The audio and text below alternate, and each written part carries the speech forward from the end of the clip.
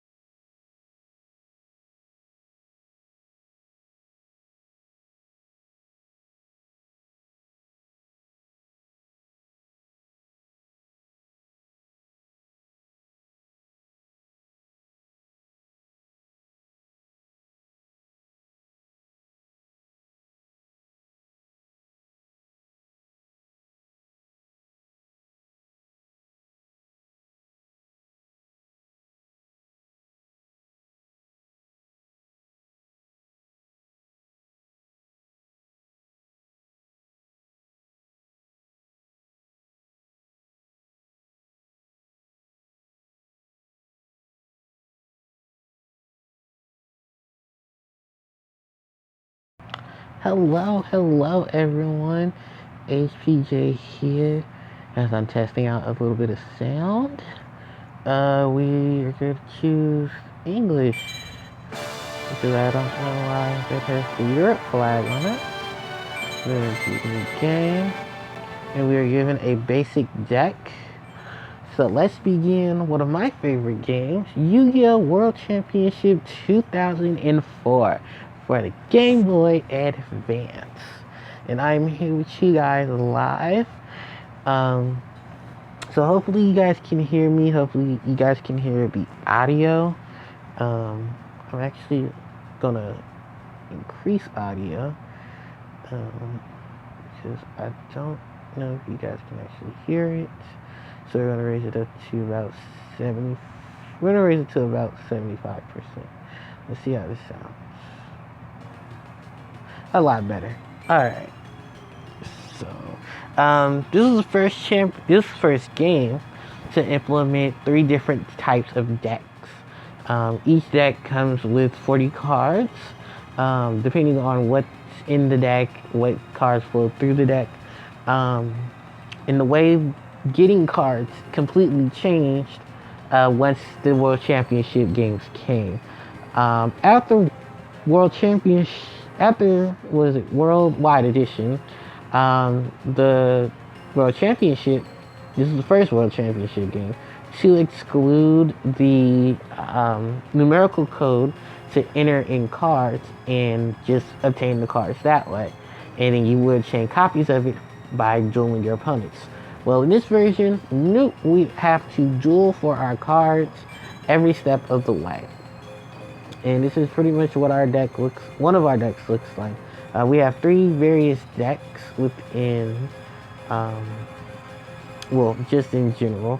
And we'll be dueling various duelists throughout.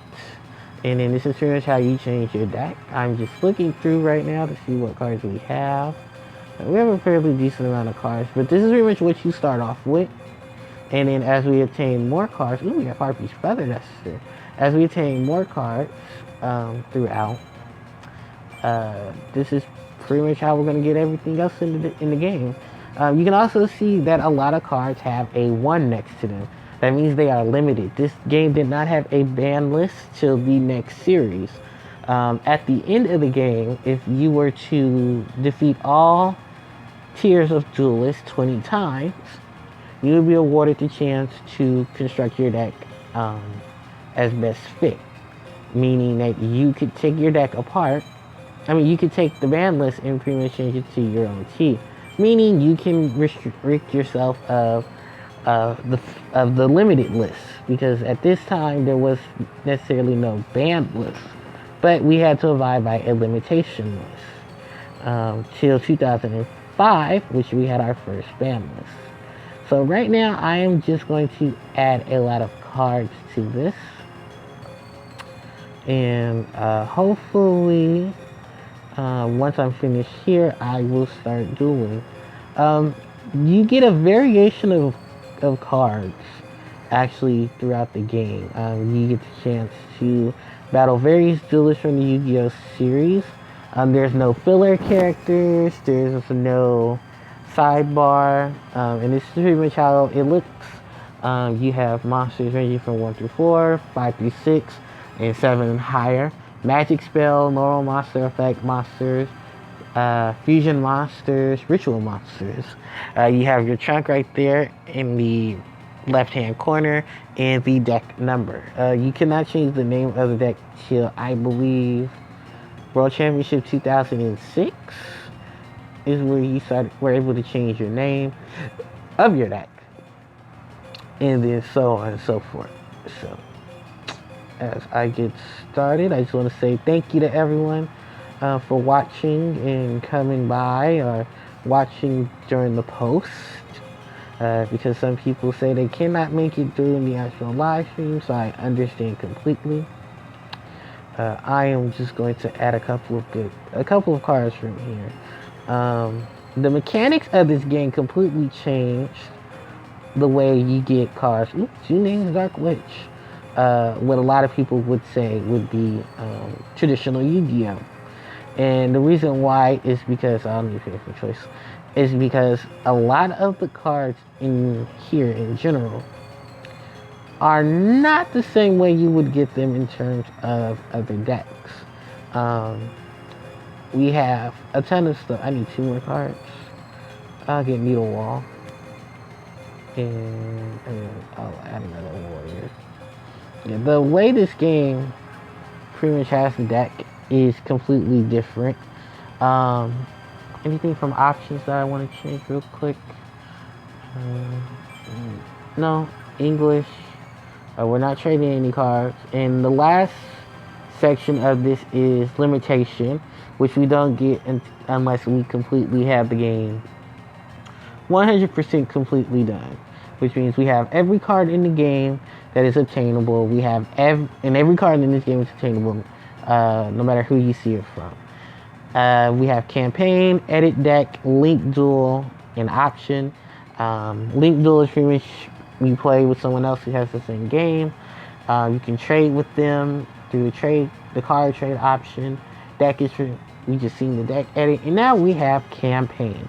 Before I go into campaign, this is probably the most craziest and craziest orthodox setup for the World Championship games, and I'm gonna have extremely large amounts of fun doing this live stream today.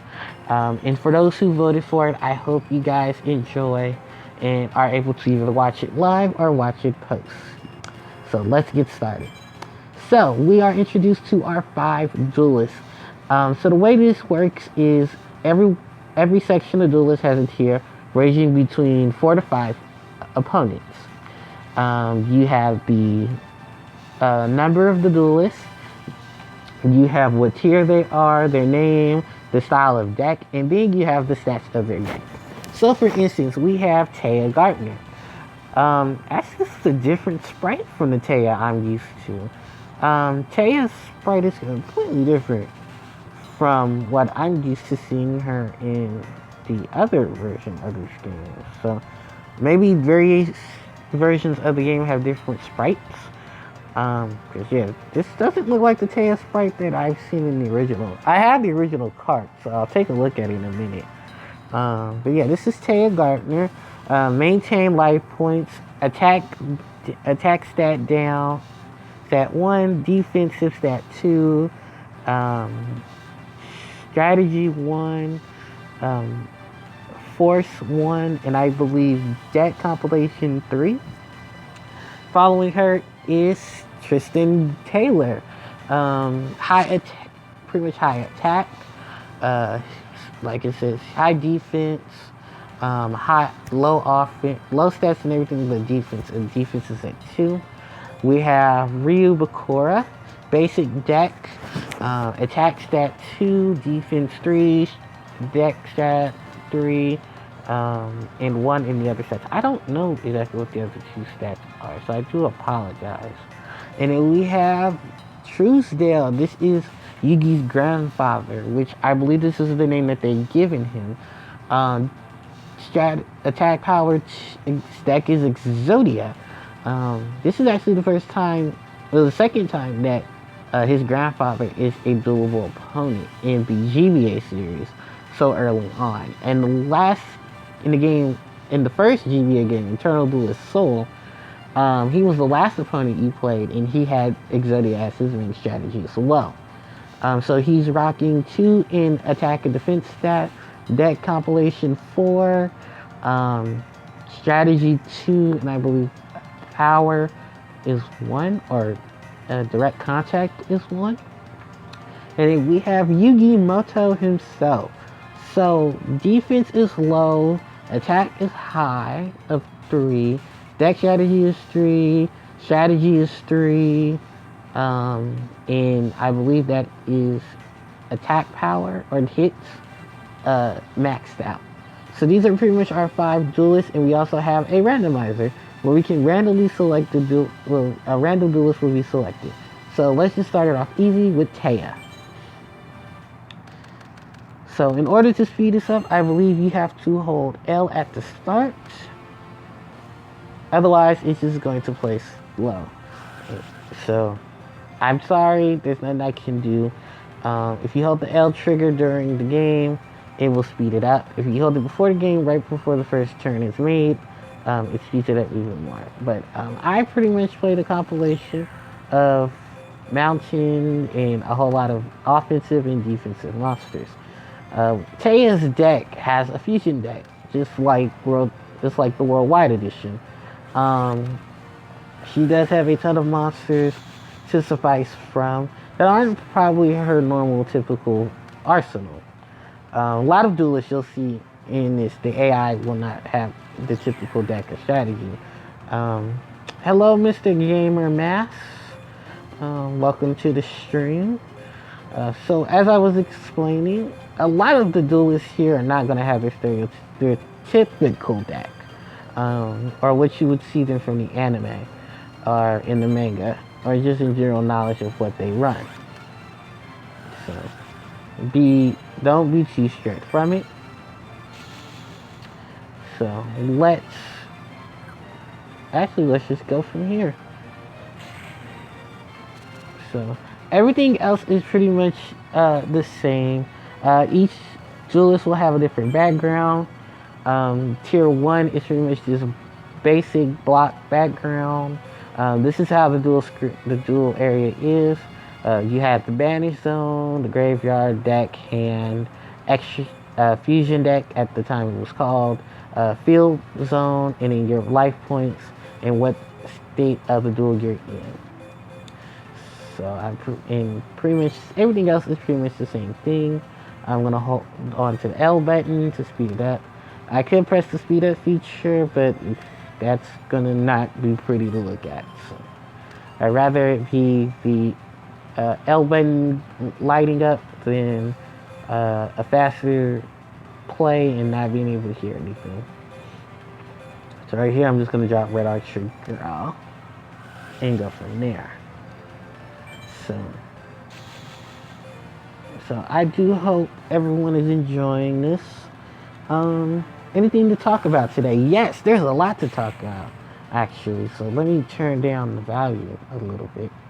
So let's talk about what I just heard. Crack? Is there something wrong with the audio? Oh, that is not my fault. The frame rate dropping is pretty much due to the emulator, me happening to have it live and happening to pretty much everything going on at once.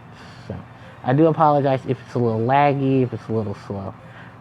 Makes anyone feel better? This is kind of how the original game was itself. It was a little laggy. But right now, let's see. So in the news of Yu-Gi-Oh today, we just have an announcement that Gravekeepers will be getting more support in Soul Fusion, which is the set after Cybernetic Horizon.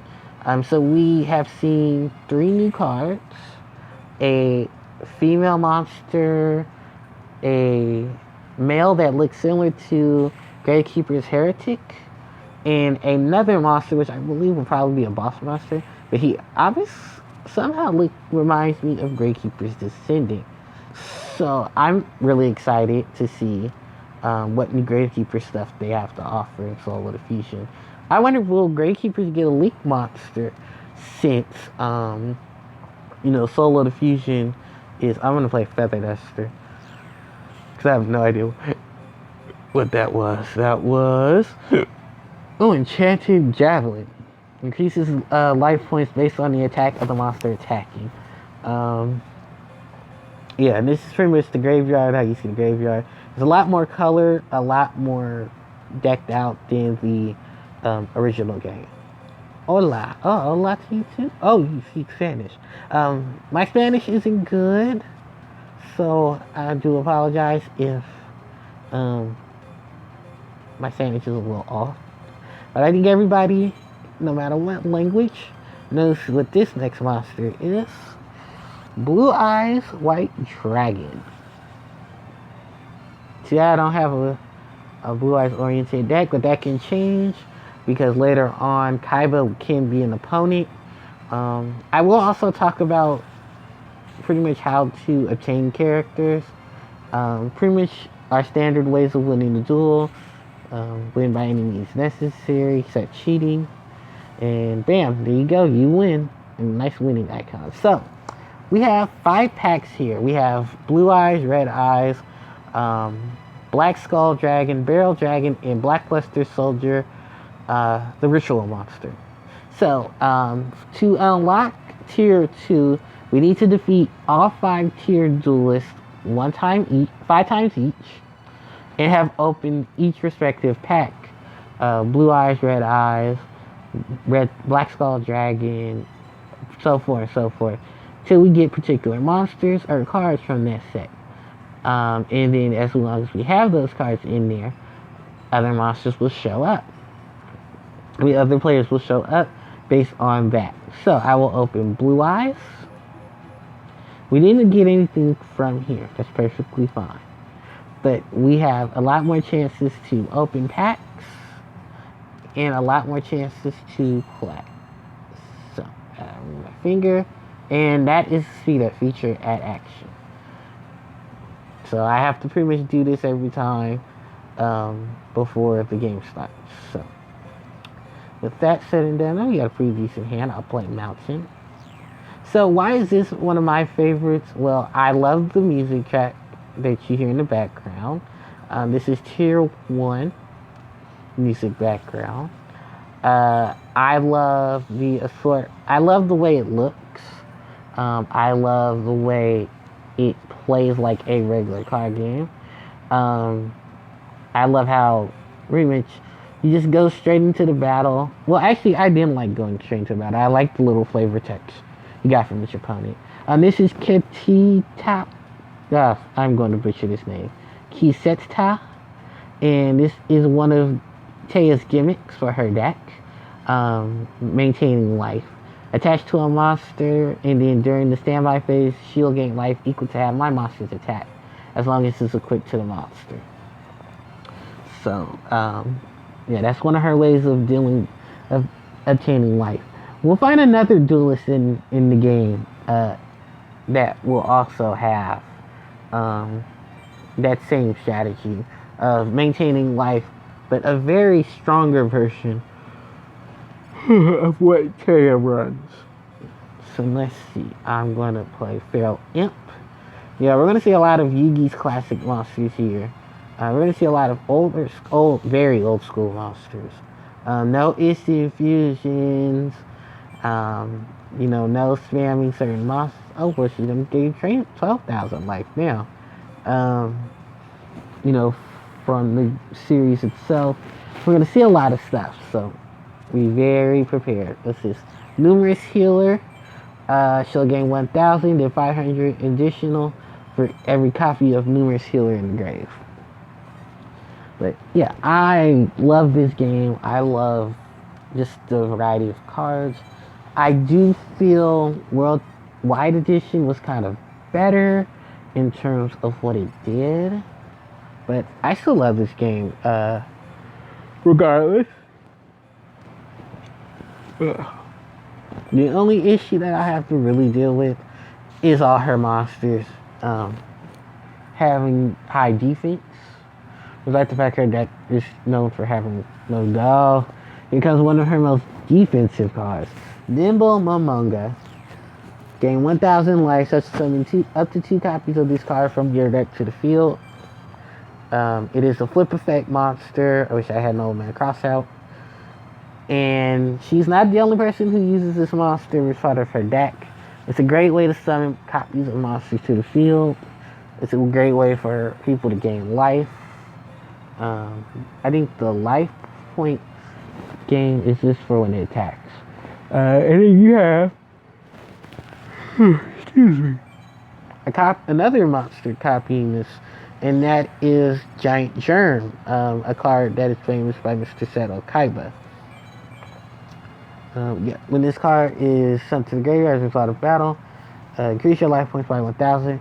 You can also take cards from your deck with the same name and such as summon this card. And summon that card face down to 5th position from the deck. Then the deck is shuffled. Yeah, that is pretty much the Nimble monster. One of the beginning of the Nimble monsters. Wasn't until about good 15 years later they gave it an archetype and a whole bunch of monsters to follow behind it. The only thing is the Momonga. Excuse me. Oh, don't worry. I'm about to deal with this whole life point thing. Just a second. I'm sacrificing Gearford and Feral Imp. We're going to summon Blue Eyes.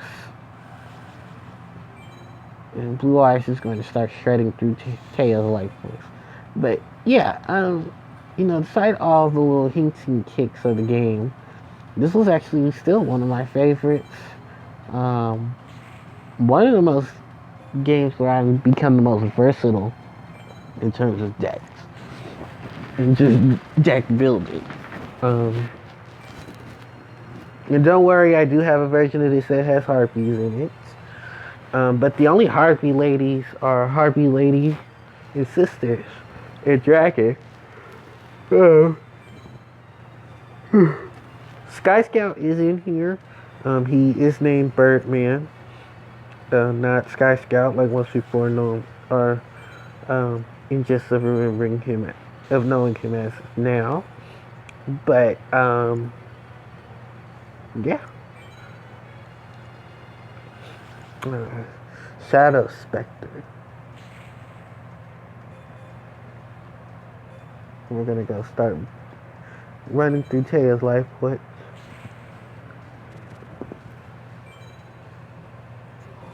And unfortunately, that annoying text box is due to reinforcements being set face down. And trust me, you guys will see a lot of the older cards in here. Not only being used and abused, but being used and abused.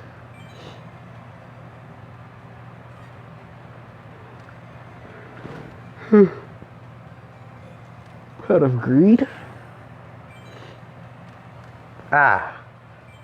Black, oops, I didn't even set it. What, Fire Dragon?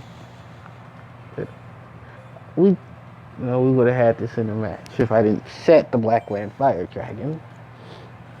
But most of Taya's monsters can't really get over mine. And she probably won't attack. I mean, she'd be stupid to. There's like a 1900 attacker, a 1500 attacker, and a dragon on the board. Actually, I can win this right now. Attackable wise white dragon, split reinforcement.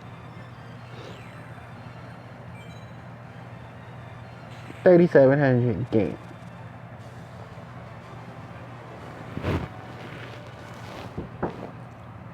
Just a second.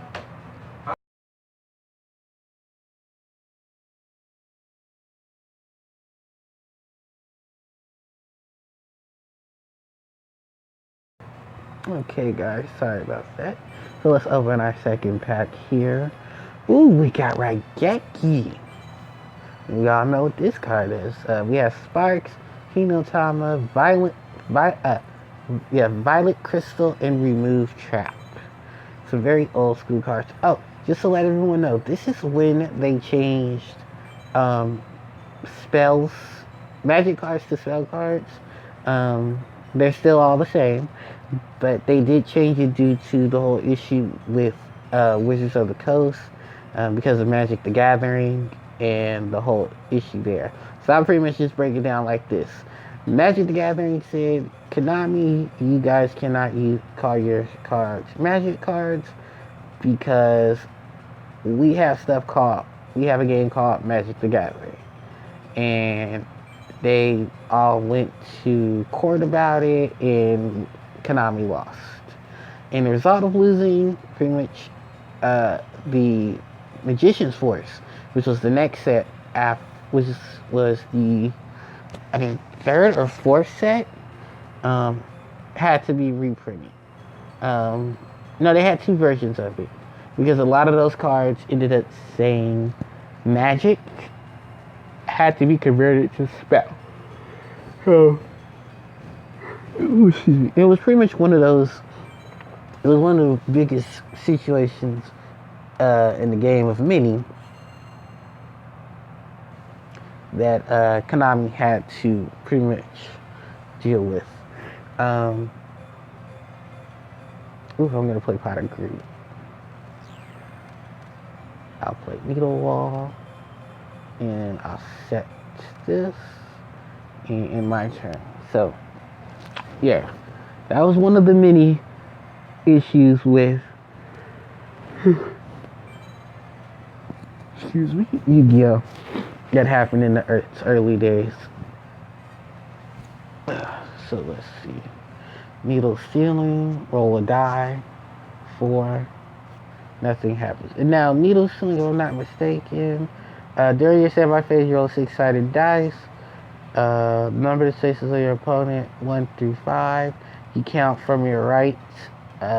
Destroy monsters in the zone that are a result of what you rolled. If you roll a 6, you roll again. So pretty much just has to do with placements. But we're gonna start getting rid of cards anyway. Blacklight Fire Dragon, Flip Illusionary Gentleman, in the battle phase, and we're going to go in. So, how was everybody's Monday? Mine is doing well. I know Worlds is over, and I'm pretty sure a lot of you guys are hyped. So, let me tell you guys about the little purchase I just did in the process of 2 days. So, after I did all this grocery shopping, paid my bills, and whatnot, I decided to say, hey, let me go buy a couple of cards online. So I do that, right?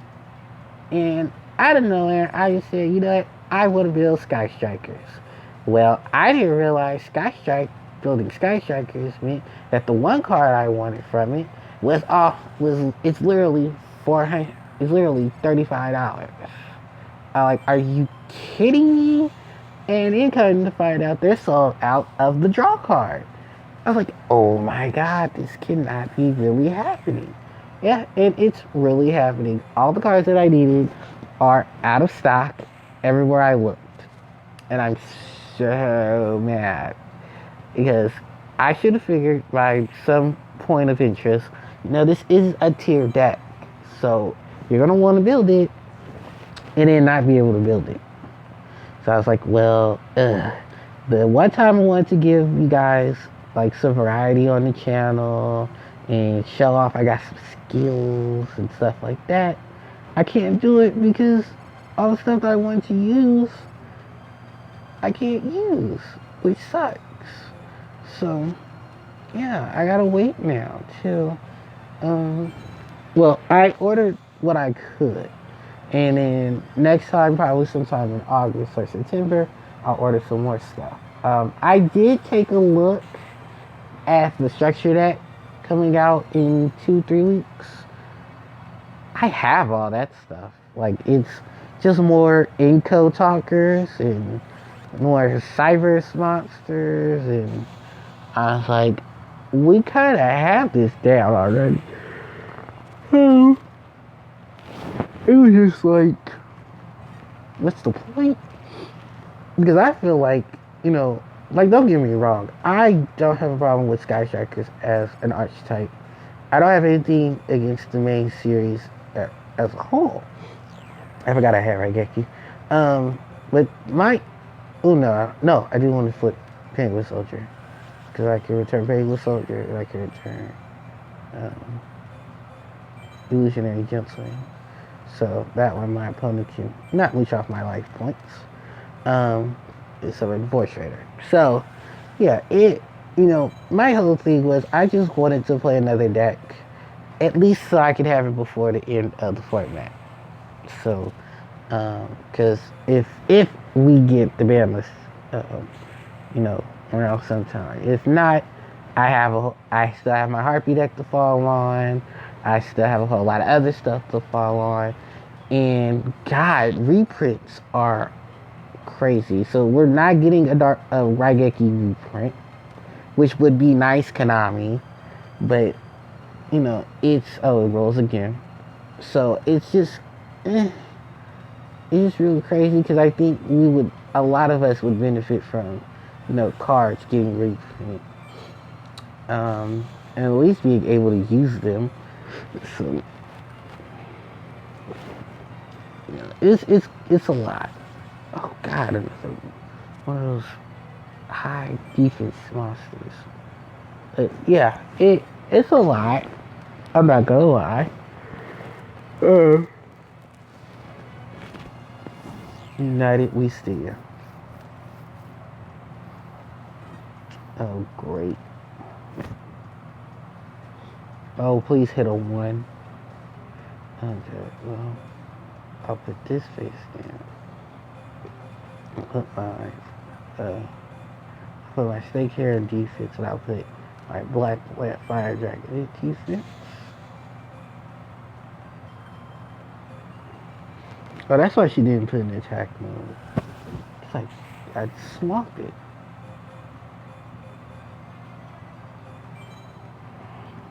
But yeah, it's pretty crazy.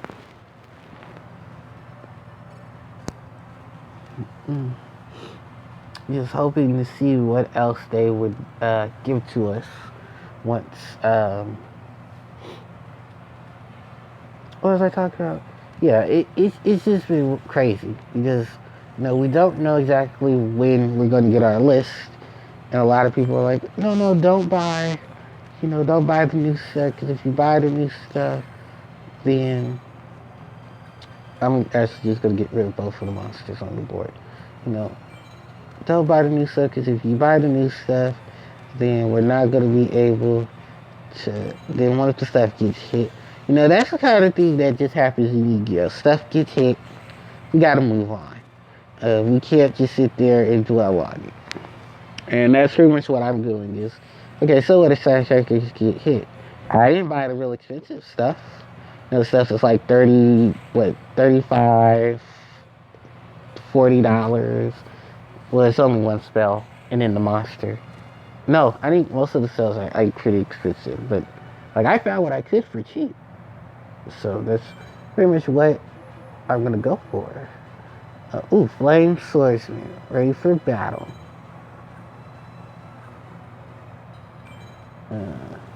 So we got 2 more times to duel Miss Taya Gardner, and then we'll move on to Tristan.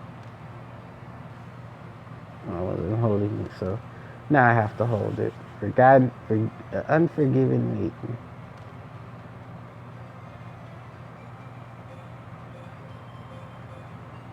It'd be such a shame to waste one good card on such an ugly one, on just one set card. It's probably Enchanted Javelin anyway. Survey says, nope. Numerous Healer. But yeah, I mean, it's just stats of Yu-Gi-Oh. If stuff's expensive, don't buy it. Wait for a reprint. Wait for it to drop. If you're competitive, you might as well just go ahead and buy it. If you're not competitive, you find alternates, or just everyone finds an alternate. Just say they have the alternate. You not have to worry about it. I want to set this face down. I want to play Raigeki, because I don't know what she could have face down. Could be Nimble Momonga. Nope, another unhappy maiden. Good. But yeah, I mean, it's a lot that I had to take into account, and really just trying not to rush anything, or trying not to spend over what I can and what I have. So yeah, it's a lot. I ain't gonna lie. But I'm really looking forward to ain't really anything I'm looking for in the set after. Well, am I looking for anything in oh yes, I am looking for stuff from Cybernetic Horizon. We have Hoshin again and Witch's Apprentice. They're linked monsters, which we did get a confirmation of names. They're calling one Hip Hoshin again, and the other one is We Magician's Apprentice. I don't make these names up. I don't. In the OCG, he was called Hoshine again, and they had the again capitalized, like it was a prefix of words. Like it had the Hoshin, and it Hoshine, and then it had the break off again. So yeah, the R&D department. I can't wait for them. And the thing is, that is such an ugly monster. Like, I don't talk about a lot of monsters, but that is an ugly monster. They just said, we are going to give Hoshinigan fuckboy status, and they literally put him in, like, this whole beat up, get up. It's just ugly. I was just like, ugh. Like, someone in the R&D department needs to be shot for this. So right after this, I'm going to actually take a break. A little break. I'm going to actually run off for just a few seconds. Two names Dark Witch for the game.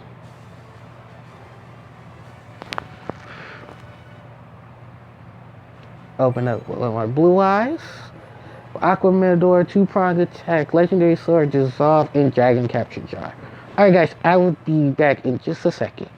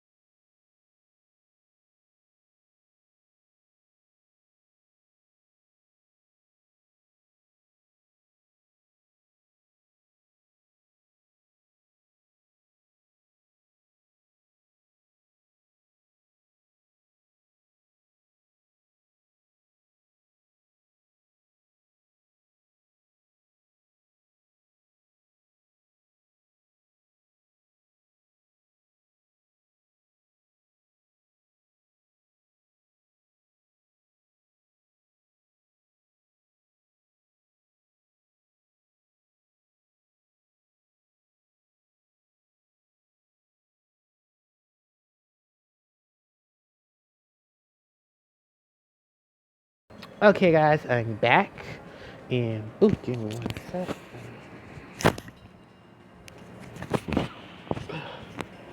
Okay. So just had to make a quick run and let's see. So we're gonna go back to battling Taya. So this will be our 5th time. We're trying to get specific cards from each of these duelists. That way we can obtain other duelists once we beat certain other duelists in the process. So Solemn Wishes. So the first tier is Yugi, his grandfather, Bakura, Tristan, and Taya. So you pretty much have a lot of the introduction to a lot of what you're going to experience in this game. Different variations of decks with different strategies. Taya, we'll see another duelist do the same tricks as Taya, but a lot harder.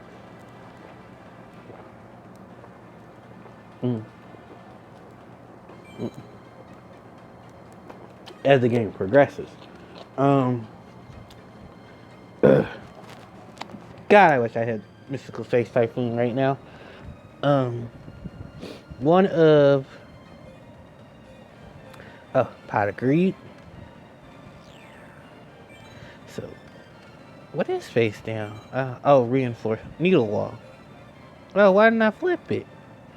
Needle Wall. Okay.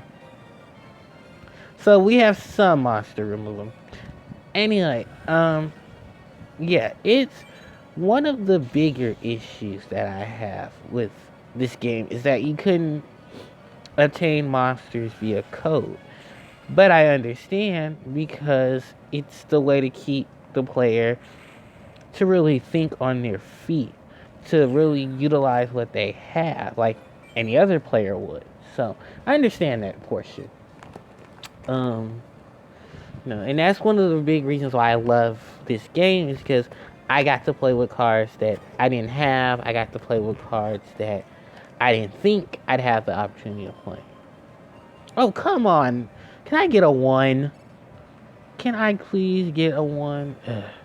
Alright, well, I'm going to drop my snake hair. I'm not going to drop blue eyes yet, and I don't have a warrior on the field. So, warrior returning life is going to kind of be dead right now. So, luckily in this pack of cards, I got just a ton of stuff. I wish I had Harpie's Feather Duster, because then I can get rid of those nasty leeches.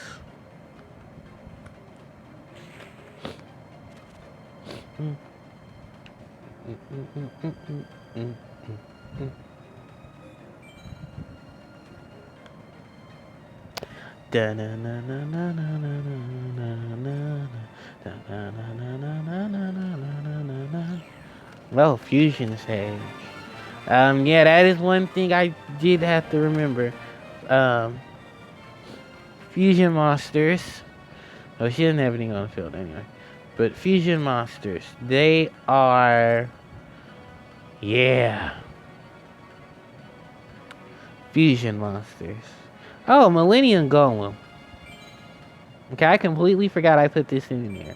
But they guys give me a chance to play Millennium Golem and get rid of the leech that was attached to my giant red sea snake. So as I talk about, yeah, obtaining cards. It's just a little process here you have to do, but you'll be fine.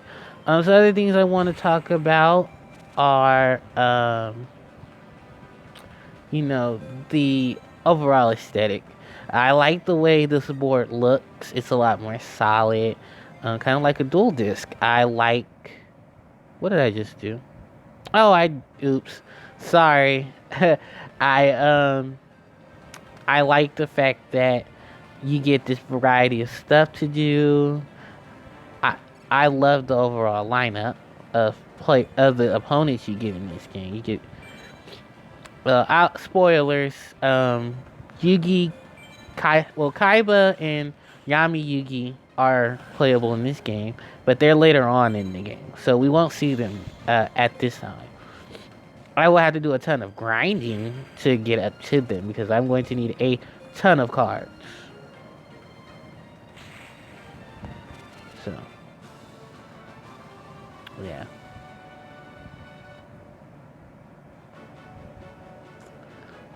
We're gonna open this pack again.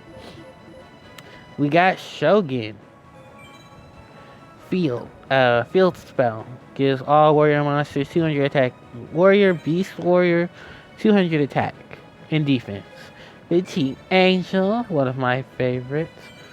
Mimoriku. Dissolve Rock. So some interesting tidbits as well, because this is the TCG copy of it. Unfortunately, fairies are not called angels. Fiends are not called demons. Anyone that was an archfiend or archduke is not called that. I think it's called an archdemon. It's called an archfiend. And fairies are not called angels. And no boobies. So we have uncensored Harpie Lady, and that's as lucky as we got. So that was Taya. Now we're gonna move on to Tristan. Same music, just a whole different variety of stuff, guys. So we're actually gonna start off pretty chill with Mr. Tristan, the Heart Penguin Soldier, and Robotic Knight. Yeah. So you got a lot of classic players, but a lot of the good ones really don't come to, like, my opinion, tier 3, because that's where my favorite duelist is. And then you got, like, some of my other favorites, like Joey, Yugi, Kaiba is here. Kaiba is rocking Blue Eyes. They're rocking a lot of advanced versions of their deck from Worldwide Edition. If we're playing the the American version does have worldwide and stuff, but yeah, it's just the flow of the game is a lot different from normal. So don't or because it's really different for a lot of people. So you go but yeah, it's just very, very different between how people play it and how people get to experience it. Ooh, reckless greed. Remember when this car used to be broken? I do. Still broken, it's just not as broken as it used to be. Yeah, we're gonna experience a lot of just overall style of this game. So Tristan is pretty much high attack. There's barely any defense to him. We'll see another version of Tristan's deck just with a different variety of monsters and a lot more skill. One of my favorite things is how many duelists they fed in here. 30 duelists total. Actually, it's not too far off from how it was last time. Because I believe Worldwide Edition had 25. Eternal Duelist Soul had how many tiers? 1, 2, 3. It had 5 tiers. They didn't have as many duelists. But yeah, that was just the whole scenario of the game itself was, the amount of people in the game. But I'm not gonna play Reckless Greed yet.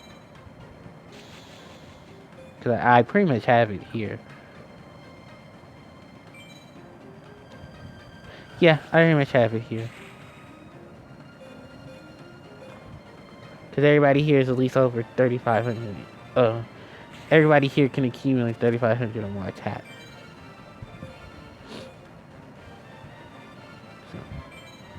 So, yeah, that's pretty much where I really got into the game. The only card I've changed so far is adding Raigeki. So, it's not too bad.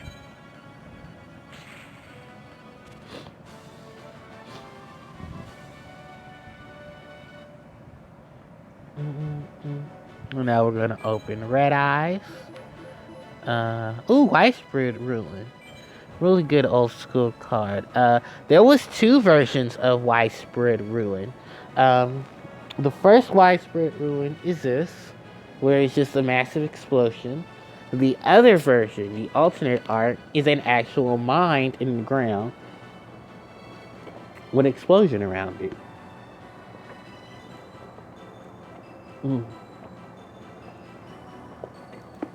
Oh, that's some good water. So the reason why it's so different is because the TCG had to alternate the art. Because at that time, stuff was very, political and stuff. And yeah, we have Rosame. What? We have Shark. We have Diabolic Shark and Metal Dragon. A lot of older cards. If I get names wrong, don't blame me. I'm trying my best.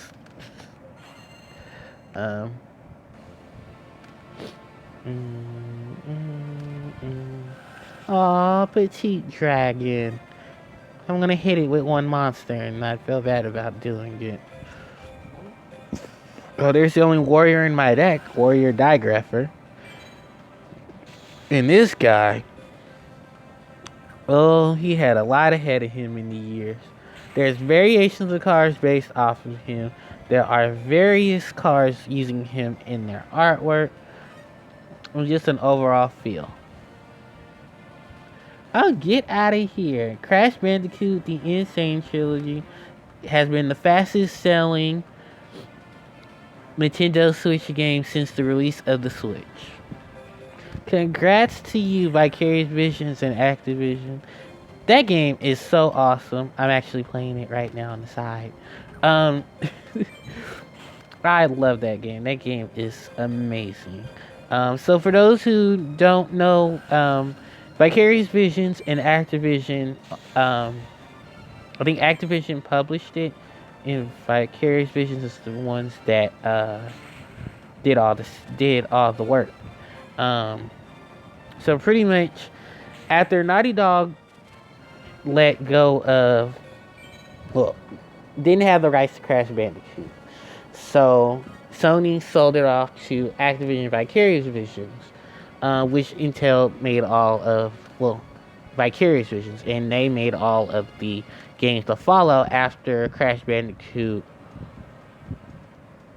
the Wrath of Cortex and onward. Many of them have their own problems, but yeah, it's been a while since people had a chance to play some good Crash games. There was a lot of hits and misses, with the exception of Crash to Insanity, which was good, but it had its own problems. Wrath of Cortex was just pretty much a clone of Crash Bandicoot Warped with a lot of problems to it. It did introduce us to Crush Bandicoot, which I have to say is one of my favorites from the main series, from that series. What else can I say about Vicarious Visions and, just the overall look? I mean, Crash Nitro Kart was really good. I did enjoy the GBA games, Crash Bandicoot, The Huge Adventure, Crash Bandicoot Entrance, and the GBA port of Crash Nitro Kart, which included Spyro the Dragon, Fake Crash, and a lot of other things to the Crash series. So, I mean, despite how bad a lot of it was to a lot of people, there was a lot of gems in it, kind of like Sonic through his dark ages. Everybody has a dark phase. Mario had a dark phase. I mean, everyone was tired of, seeing the Super Mario Brothers 3 formula constantly within... actually, let me turn it down so you guys can at least hear me. Everyone was really tired of seeing, this Mario 3 formula within the Crash, Crash. Everyone was tired of seeing, the Mario 3 formula within all the newer 2D styled Mario games. Like, imagine you're playing with the exception of New Super Mario Brothers, because that was technically Wii U. That was technically the first game since World to be 2D. It's 3D, and it had a lot that it was trying to cover. It was a really good game. I love the bosses. I love the layouts. I love the aesthetics. The problem was, once it got to like the next steps of games like New Super Mario Brothers 2, which we didn't need that. Super Mario Land, which was okay. Super Mario 3D Land, Super Mario 3D World, were pretty much basis of, here's the 3D land aspect, but we're going to give you Peach, Toad, and Luigi to make it feel like you're playing a version of Super Mario, Mario Brothers 2 USA, and a combination of like the little aesthetics from the old school games, which is fine, but it still holds the Mario 3 logic behind it, and that's what a lot of people didn't like about it, myself included. So it was a lot that I was looking forward to when they announced Odyssey. That game is just beautiful. But it's, the same thing with Crash Bandicoot. A lot of people wanted to see new Crash. And, we were, once Crash went through the whole tribal tattoo phase, I think a lot of people were just like, okay, when do we get off this ride? Ooh, excuse me. When do we get off this ride? And I did like his look that he had in Skylanders. I liked it, the look Cortex had. The voice actors were not the problem, because they did a great job of, being, portraying Crash, Coco, Cortex, Mina Cortex. She's a great character, by the way.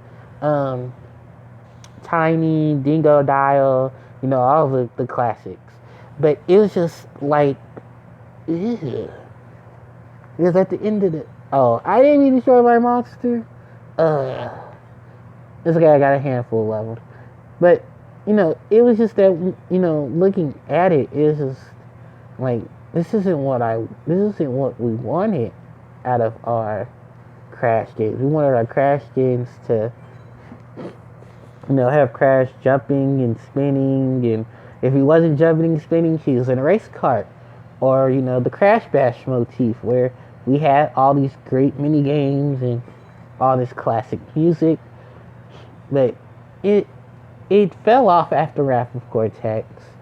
I believe a lot of people weren't going to give Twinsanity as much joy.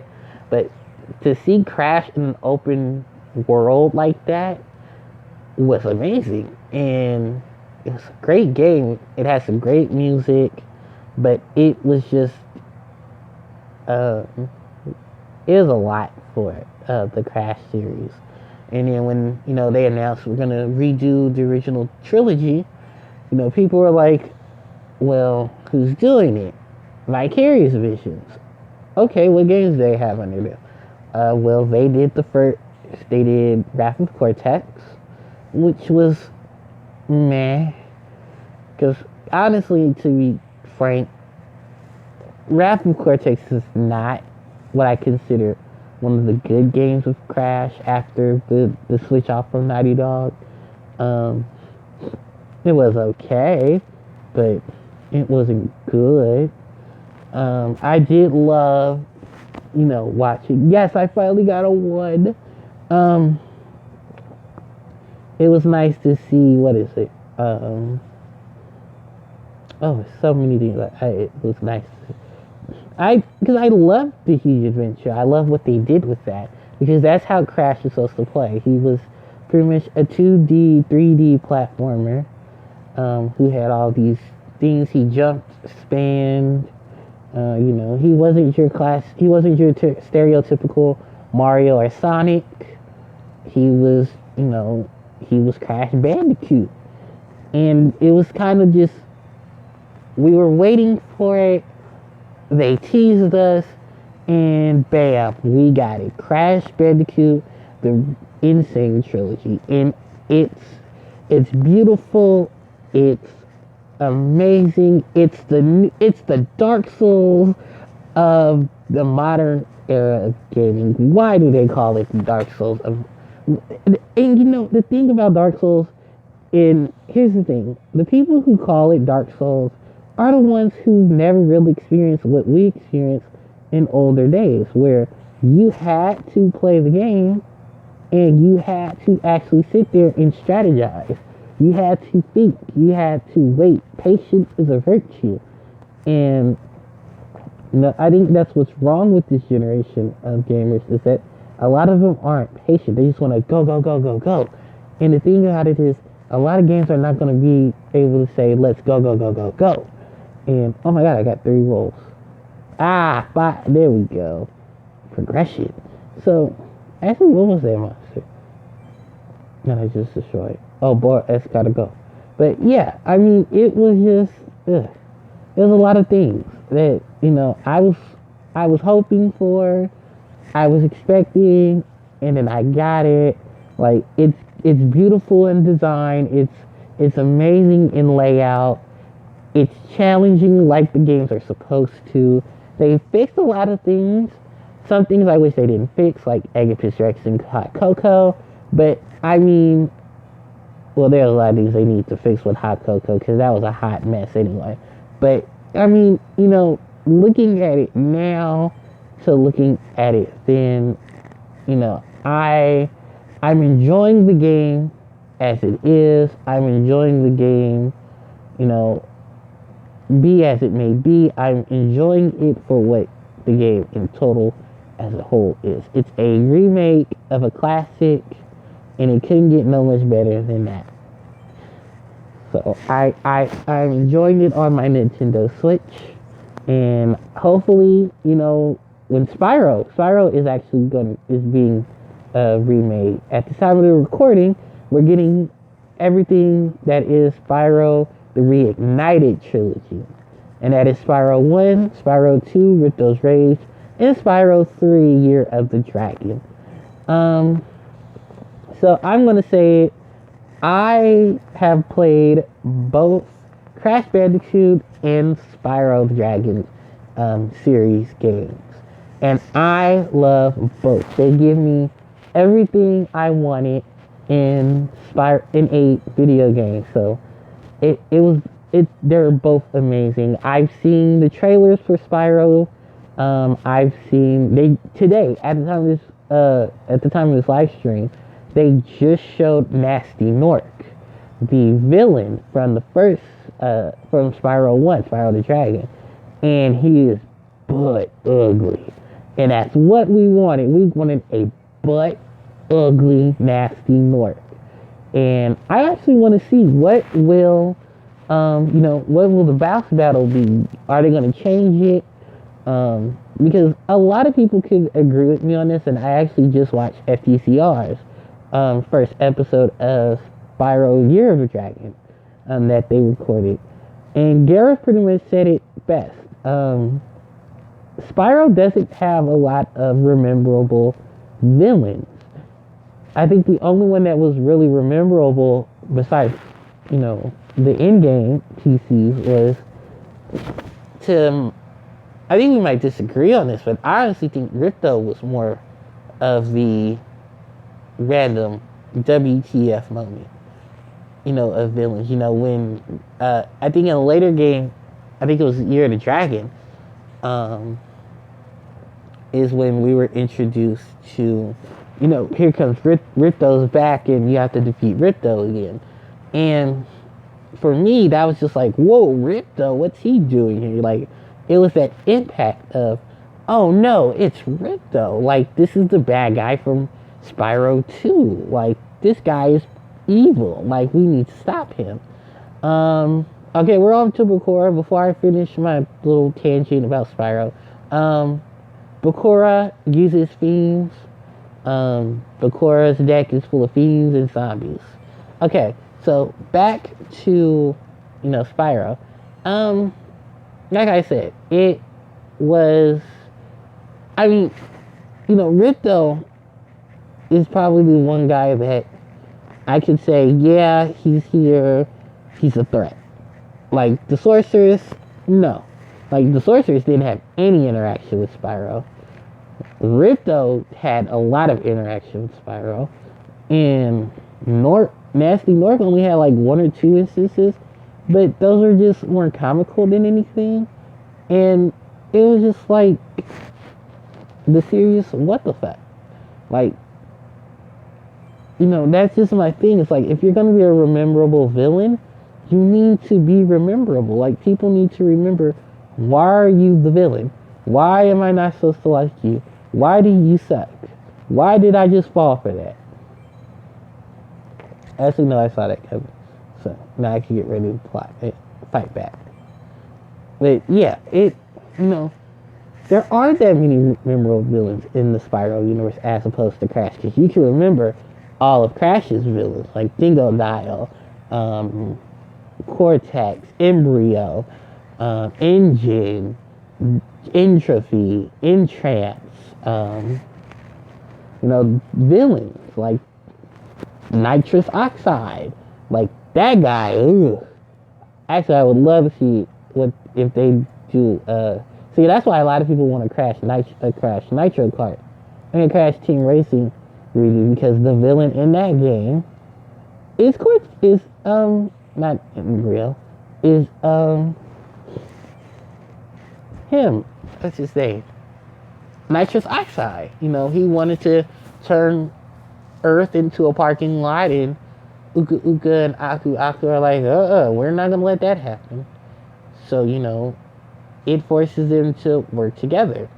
And, well, it didn't force them to work together, but pretty much everybody was like, okay, well, we're gonna get our carts in, teams, and all that. I didn't really feel the team aspect of it. I got more so the team aspect out of Crash Team Racing. Crash Nitro Kart than I did Crash Team Racing. But good guys, bad guys, everybody's kart racing, and that's what we wanted, and we got it.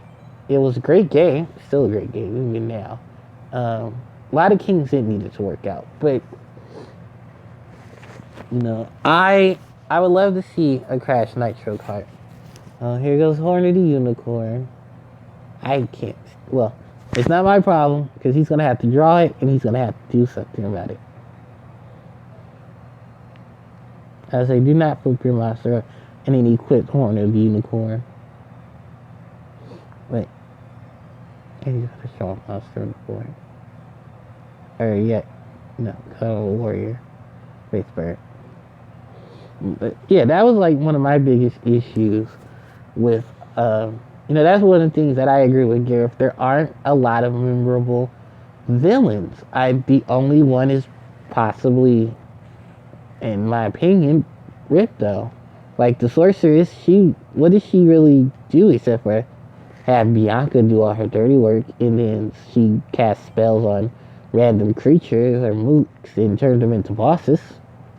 But that was about it. Like everything else that was memorable was like Fireworks Factory, Evening Lake, Hunter being an idiot, Like those are things we remember. But no one really remembers the bad guys because they really do much. Like, where are all the memorable villains? Well, the game just didn't have that many. Sucks because like Spyro, if anything, has a ton of memorable things. Like you have all this area he traveled through. You have these open worlds. You have all his friends and Sparks and just his adventure. Like he set the stage for what Ratchet and Clank could do. When pretty much they went through the same situation as Naughty Dog, where I don't understand why people just didn't get copyrights to their own characters before, so people didn't say, well, it's not yours, it's ours, and all that, and that you're only contracted to make games. Because then you take your characters with you. But, they went through that. Vicarious Visions picked that up as well. And, from what I've seen in trailers and stuff, like, the game looks very beautiful. I haven't heard music yet.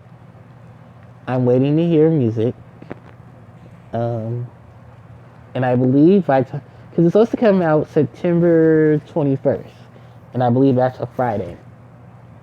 And a lot of people are really excited for it because I know I am. Okay, so it's 3:15. So okay, guys. So what we're gonna do is we're gonna cut away. I'm gonna cut away for a minute because that's actually wrapping up the first half of this live stream. So don't worry, we'll get back to Yu-Gi-Oh World Championship 2004. But I promise Duel Links. So I want to spend some time on Duel Links. So give me a second, let me get my stuff together, and I'll be right back with you guys. So stay right there, and I'll be right back.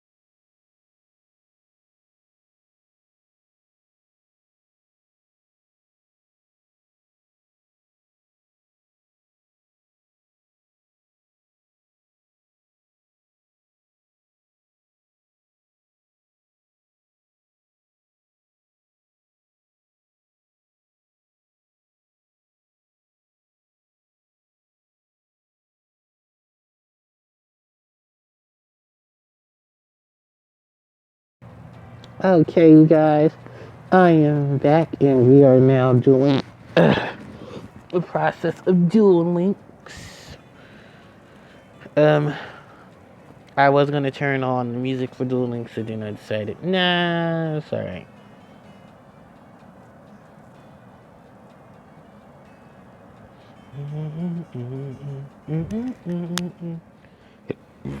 Ooh, excuse me. If Duel Links gets too boring, then I'll probably go to back to either World Championship or I'll go back to Worldwide Edition. I added a ton of. Oh, I don't know if anyone knows that this is how the new layout is for receiving rewards. So tomorrow we'll get this normal card and nothing special, spectacular at that. Bonus rewards from dueling campaign and June 8th. Ring duel update for cards they're adding. Esperobus Carnival. So what is it? Zombies and fiends. We have fiends and zombies. So we have Yami Bakura and Necrofear. And we have Bones and Zombies with Puck King. It's funny because he uses zombies and spellcasters. There's no fiends in his So which side will I choose? Zombies or fiends? And here's the thing, I like both to an extent. With zombies, I get ghost tricks, but they're also spellcaster and fiend. Plague spreader, zombie master, zombie swarm, and just the array of combinations of fiends. Not to mention we have burning abyss under their belt as well. But then we have the fiends themselves. No. Oh, they're fiends. Ooh, I'm sorry. Okay, what do we have? Zombie that's a fiend. So you know what? I'm gonna go for zombie. Yes, I'm going to join the zombies. Mainly because of the ghost tricks. And the fact that ghost tricks only have like a couple of monsters anyway. Wait, abort, because I don't know what deck I have or am using. What deck are you using? Oh, okay. Yeah, I would use I would use one of these other decks. Actually, I need to edit my Amazoness Red Eyes deck because I finally got the cards to put into it.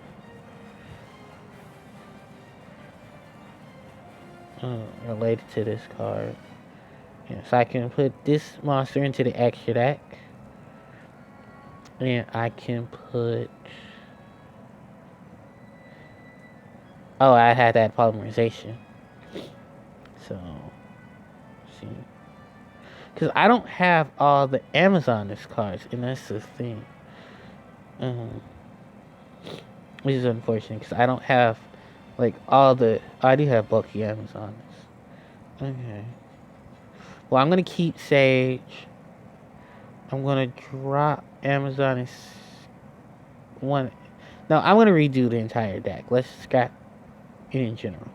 So, for the Amazoness deck, I'm going to run 3 copies of Amazoness Princess. I'm going to run 1 Amazoness Heirloom, 3 copies of Amazoness Sword Woman. Run 2... I think I want to run 2... Wait, this the Scout, right? Yeah. No, I'm not going to run Amazoness Spy. Shuffle it into the deck. I'm running 2 copies of Amazoness Spy, and 1 Amazoness Sage. So to back up, let's go get our fusion spell. I'm gonna get Fusion Sage, because I do believe I have a copy of... Well, I have Fusion Recovery, and I have Fusion Receiver. Reveal 1 fusion monster in your extra deck. Add one of the fusion monsters whose name is specifically listed on that card, and then add one polymerization from your deck to your hand. And then I'm going to add, because essentially this will be Red Eyes. And hello, I hope I pronounced this right. Sheen Dude X. Sheen Dude X. I hope I am pronouncing your name correctly. Welcome to the stream. Let's see. What else am I gonna add to the? Okay, let me go get my Amazon pawn. Amazon monster you control destroys an opponent's monster by battle. Also, one Amazon monster from your deck. Yeah, I'm gonna get 2 Amazon pawn. Cause I don't have willpower. I am gonna add Red Eyes. The X is silent, so it's Endued. Okay, well, hello Endued X. Welcome to the stream. I'm building up my, well, this is the second part of the stream. I'm actually building my Red Eyes variant with Amazoness. Why is she not an Amazoness? I'm gonna look up Unfriendly Amazon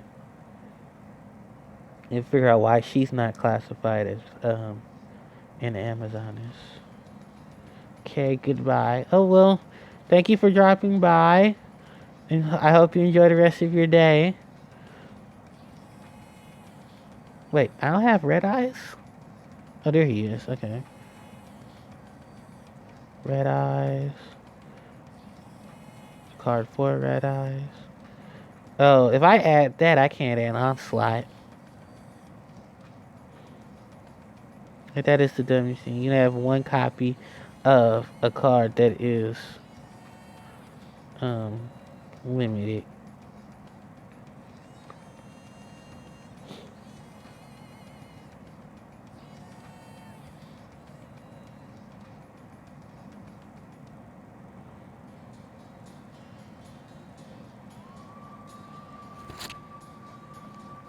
Related to Red Eyes. You.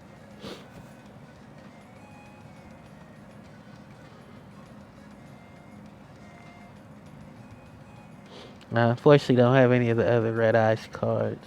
So I'm just missing 2 cards of polymerization.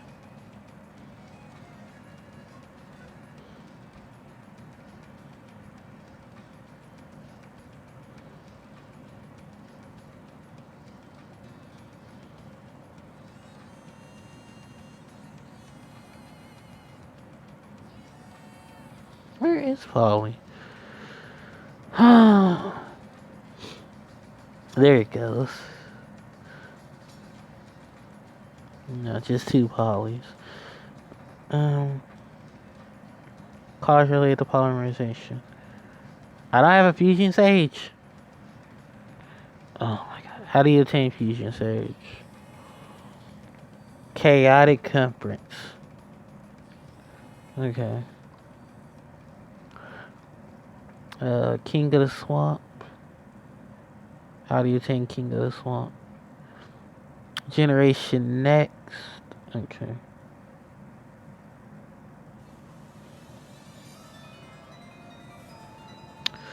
Well, I at least have these to work with.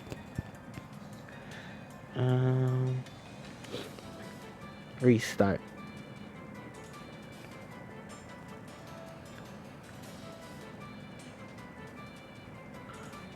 I'm actually not gonna name this Amazoness. Joey and Mai.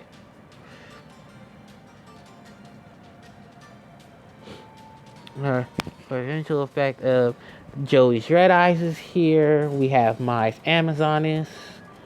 And yeah. Ooh, excuse me. Oh, it's not. I can't add Amazoness Onslaught. No, I can only have 2.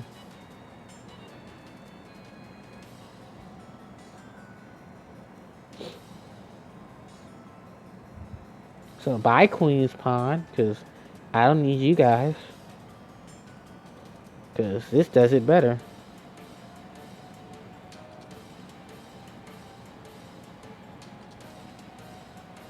I just wish I had Queen and Paladin.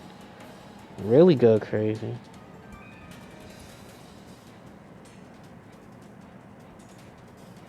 Alright.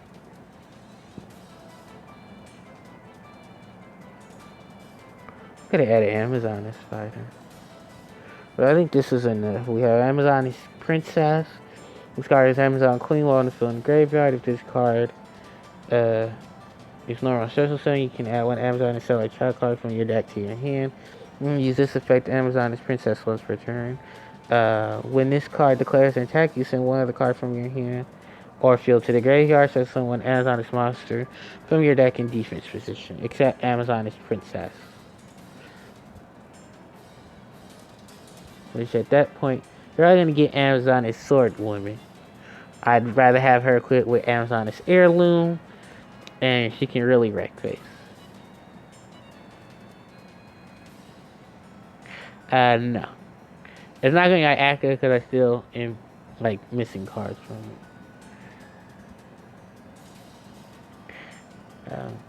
I think at this point will still be the Harpie deck. And it was using,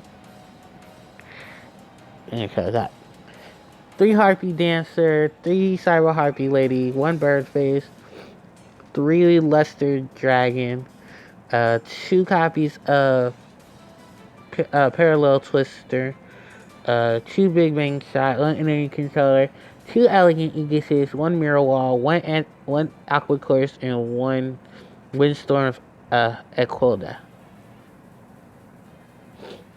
So, it at least covers his bases, it covers his offense and defense. So we're just gonna duel a little bit for right now, and then go from there.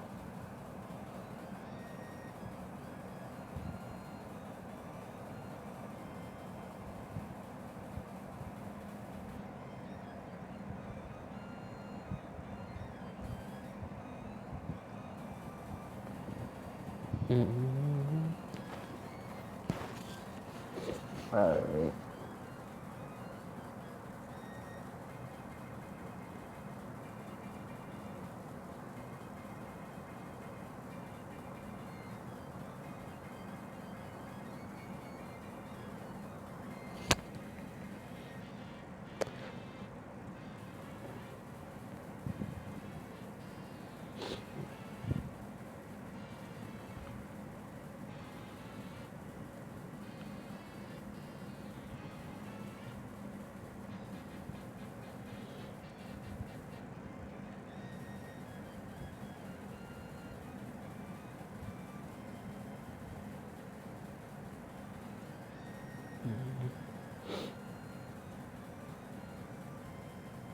Oh yay, my favorite.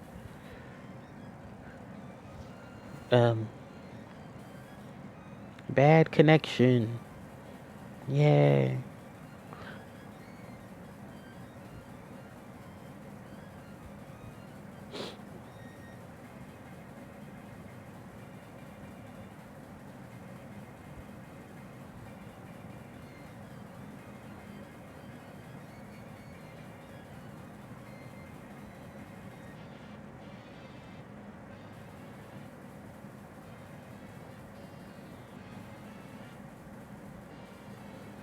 Xarion Universe.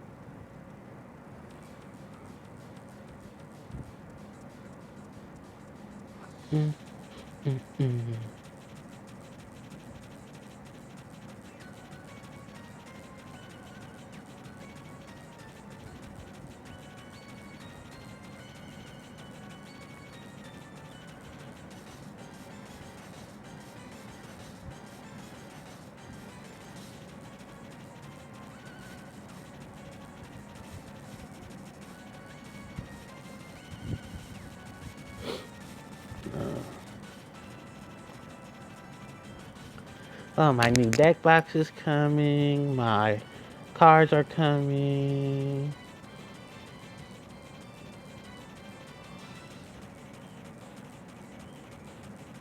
Yeah, because I ordered like 2 batches of cards. Okay, that's one shipped. And here's the other.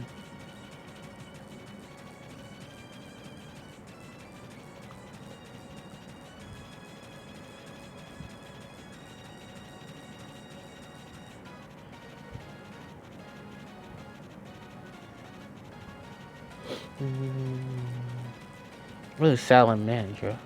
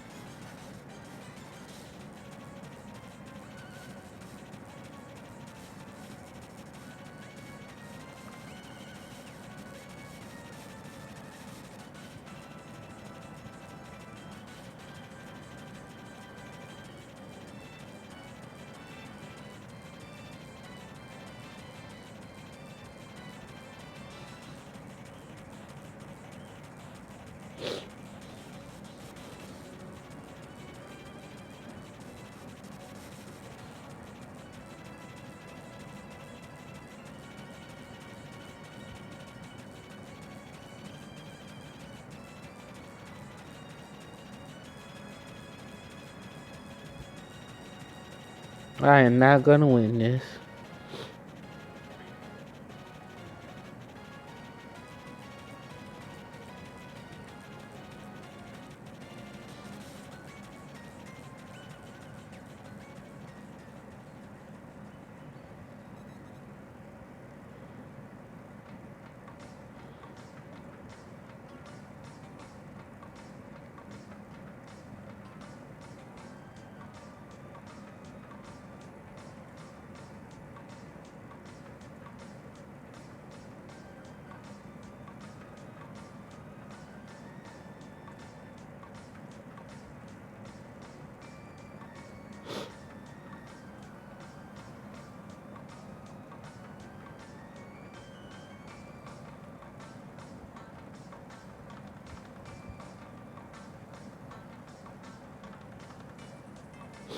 Ugh.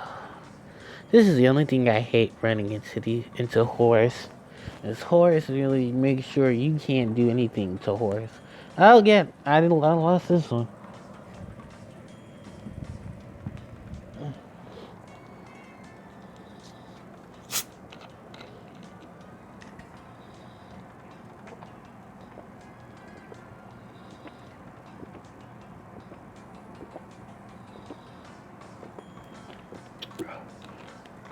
Ugh.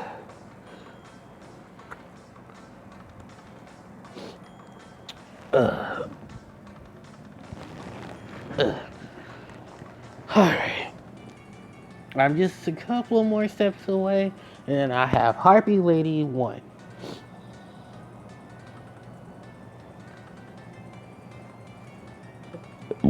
Ooh, excuse me. Oh, I got some gems.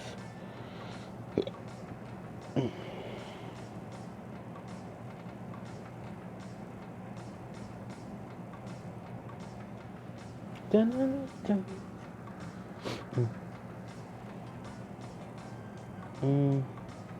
I want to switch decks. Let's give the plants a try. So this is my Sylvan deck because I'm Scrub Lord and I'm following the Scrubs. But it works well because she technically has the one ability you would want with this deck, because you'd want to see what the deck what your cards you're going to draw into.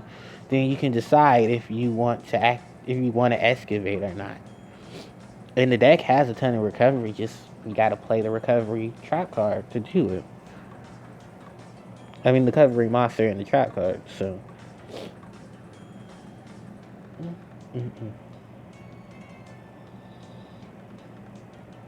Is this the one by Vicarious? It sounds like the one done by Vicarious Visions.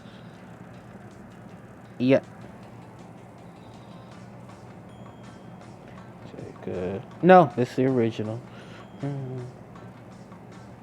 I not know the original Crash Bandicoot Arabian Times music. I guess because I'm so used to playing the Insane Trilogy version. So I know what I'm listening to. Treacherous Trap Hole. Which is actually really good in Sylvans if you get the chance to draw it. So I'm going to play my carrot. Tell you one. Show my face of monster. Nope. So just remember my monster's face is the only face up monster on the board. Oh wow. Clayman. Someone's got a high level Jaden Yuki.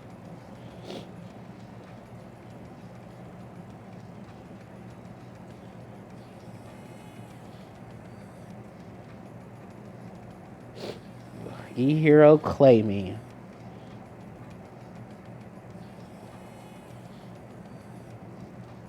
Alright, so how do we get over Clayman? Well, first we'll flip Treacherous Trap Hole. We'll take out Clayman and we'll take out World Carrot Weight Champion. I'm not even going to go there. I'm going to activate my carrot and discard my Silver Monkey Rage. Miko Orange. And just swing for damage. Cause I ain't even going to get into this whole Sylvan name thing. But I do like how they look. I think they're the most eclectic case of monsters that have this look. And it fits my whole... Because I love the whole Japanese themes and stuff. So, oh no, it's Skyscraper. Oh no, it's a warrior monster that has more than 30... That has enough attack. She might take me out. And this is why I run Spirit Karibo. I think I'm going to take burn damage here. Nothing to worry about. Card Trader.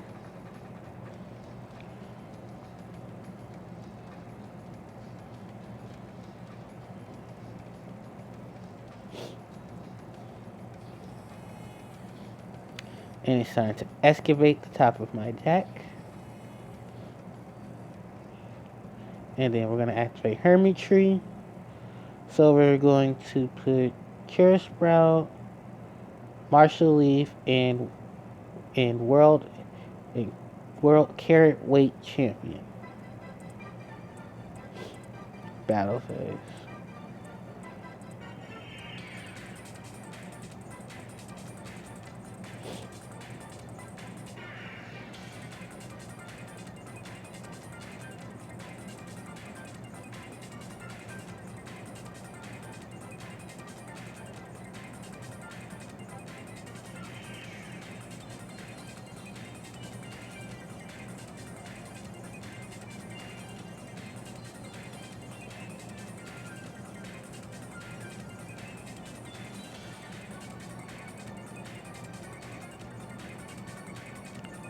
I'll say something monster if I get home. This card. Can I attack this card? Oh. Once this card is not successful summon, add one hero monster from your graveyard to your hand during the end phase. Let me player's turn. That. Okay.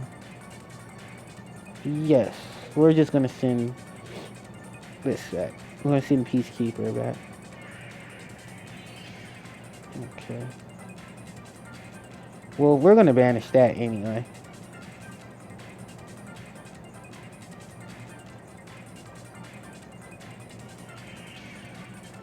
In game.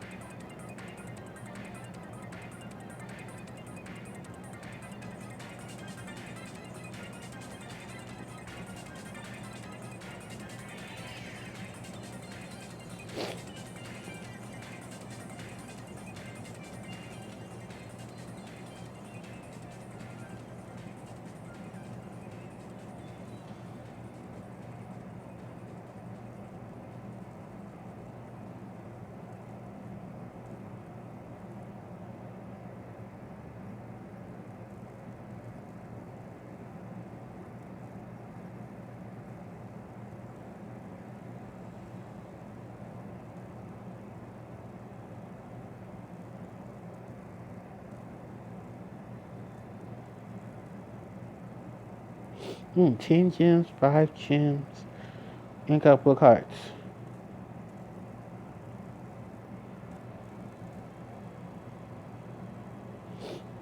I really am stacking on these points, so yeah. I want to know what our next main set is going to be, since a lot of people aren't too happy about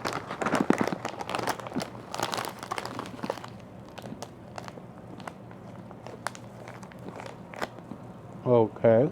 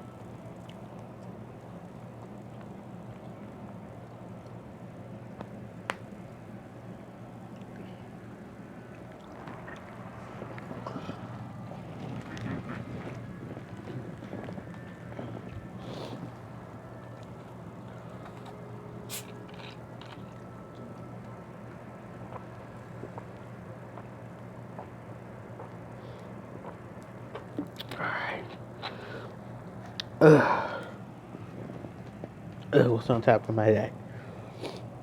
Card trader.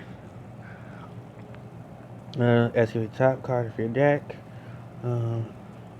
Nope. Well, I'm just going to pass.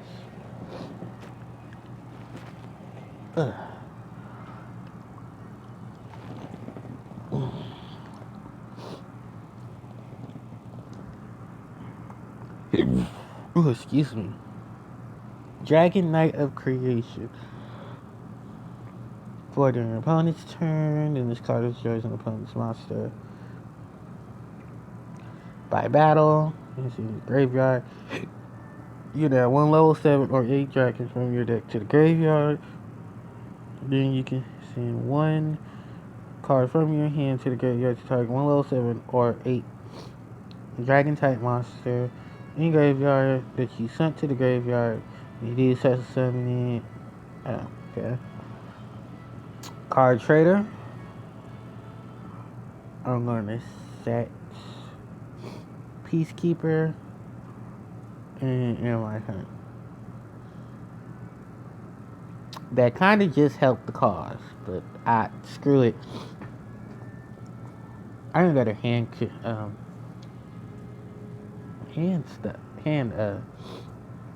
manipulation stuff.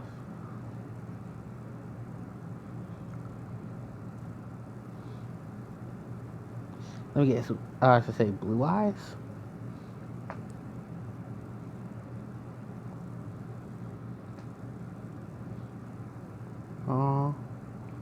Storm Equita. Activate Card Trader. Send Hermitry. Dark Core.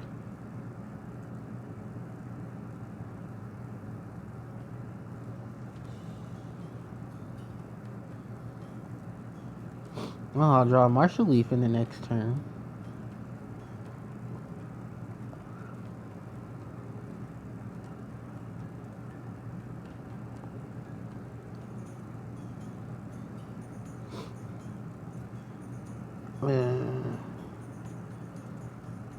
Wait, I'm sorry.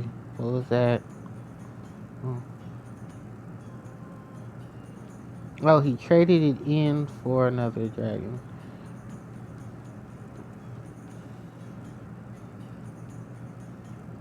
Well, I'm desperate.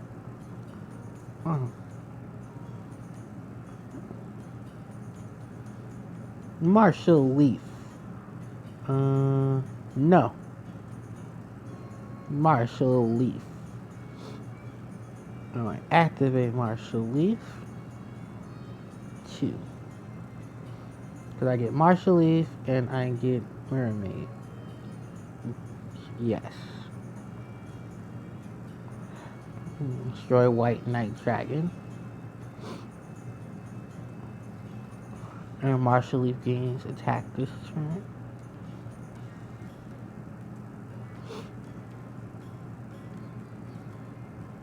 Oh, widespread, really. Ah, I didn't mean to do that.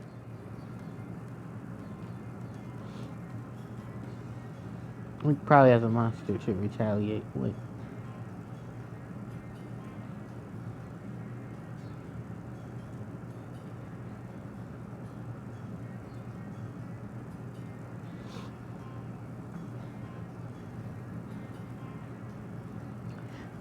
That's what happens when you draw 2 hermit trees on the first turn.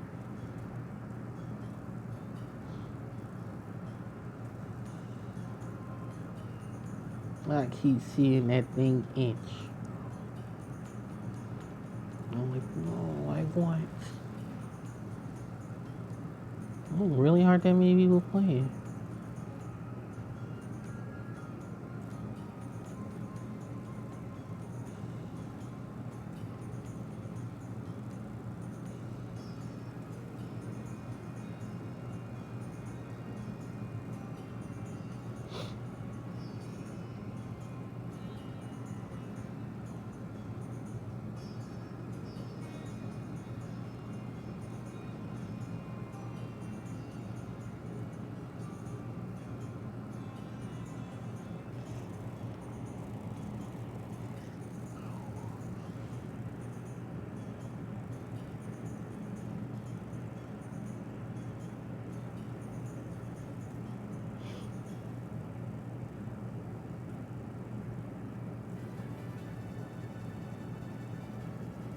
So, yeah.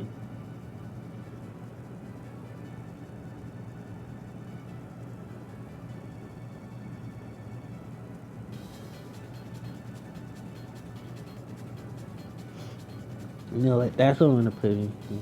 Magical Mallet.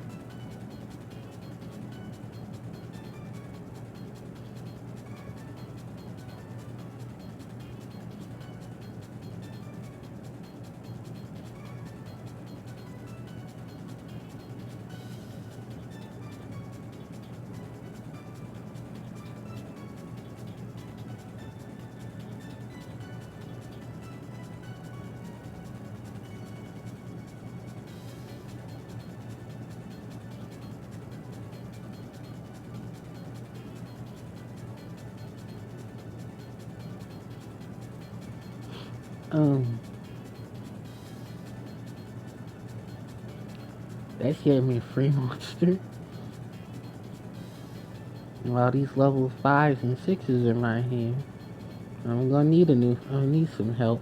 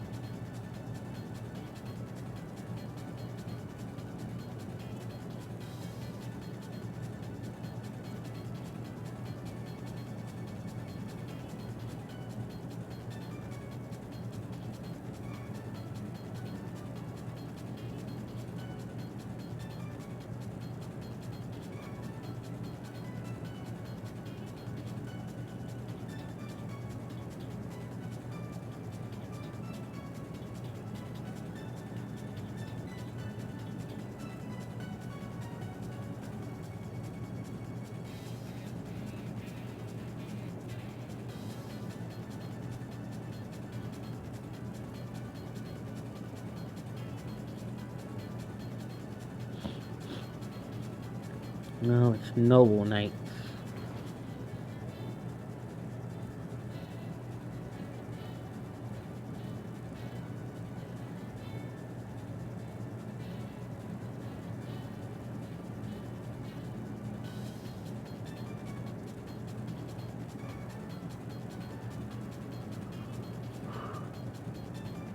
Yeah, go here.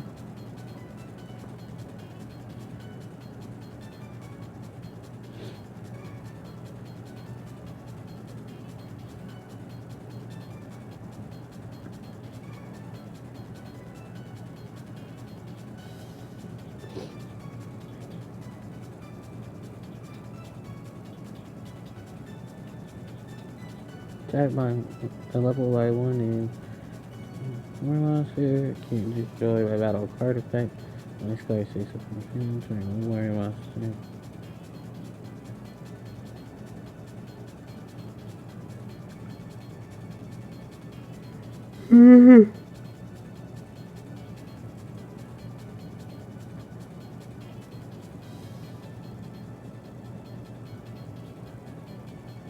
Oh no, you killed my martial leg.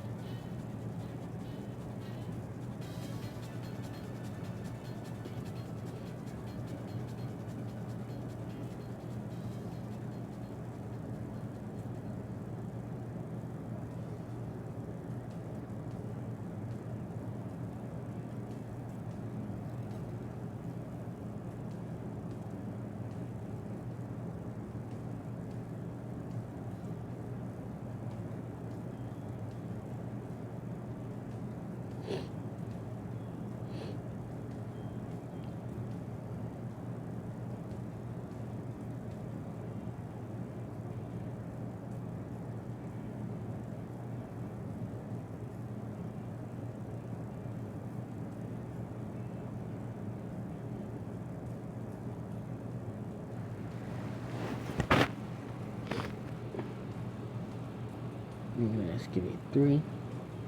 Guardy Oak. Karibo. Yes.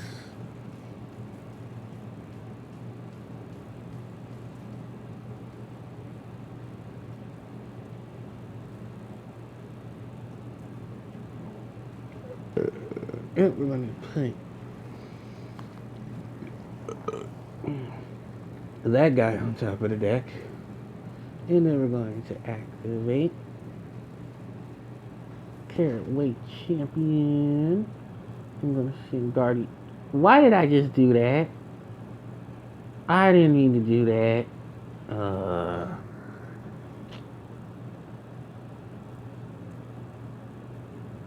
I was supposed to keep the Guardy Oak and then dump the Marshall Leaf.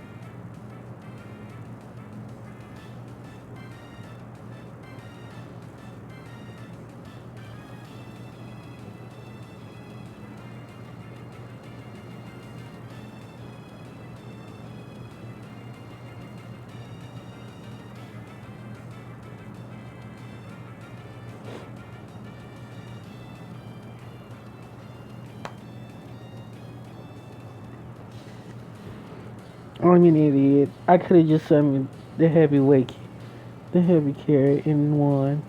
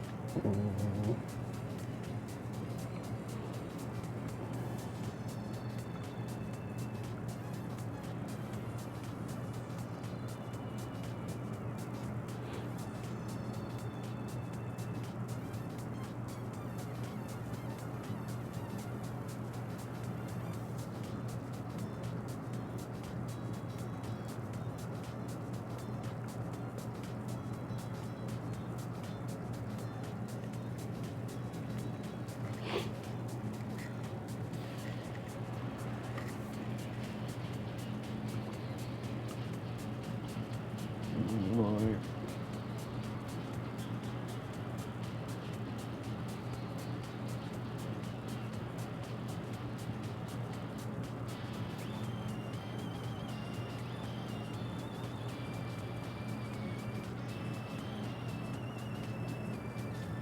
Wait, I only have 2 cards in the deck.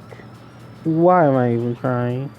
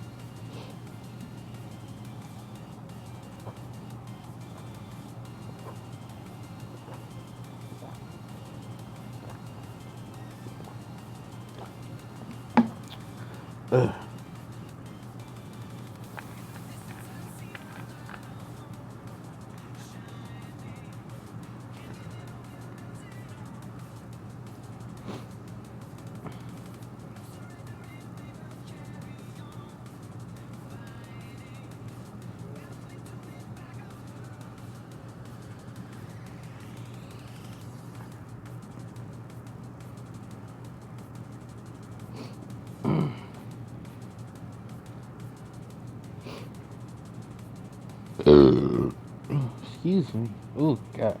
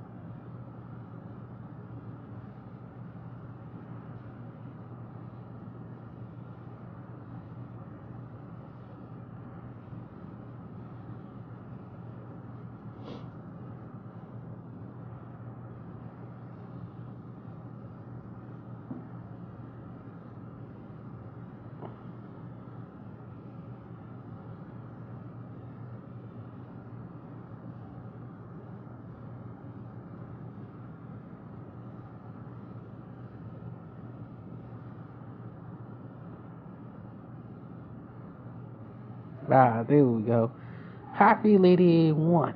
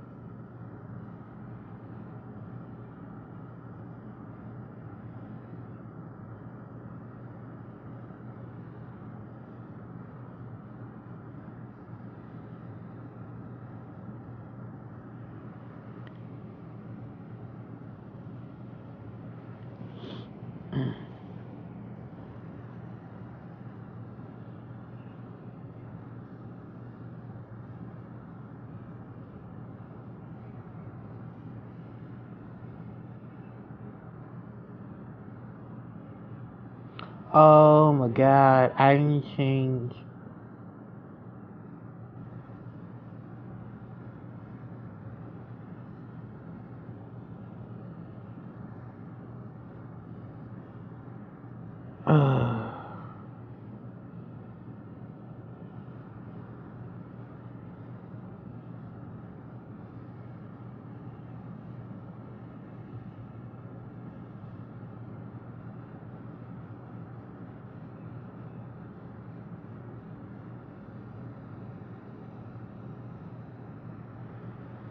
Hold on, you guys. I did not change.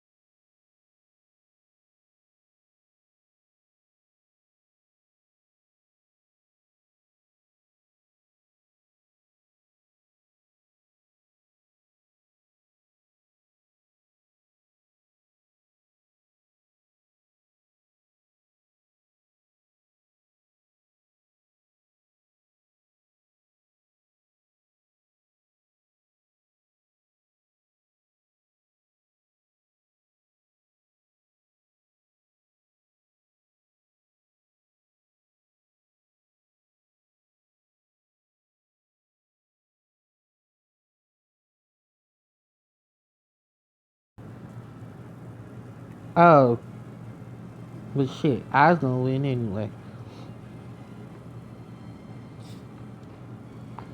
I apologize. That was not supposed to be. That song was not supposed to be in my playlist.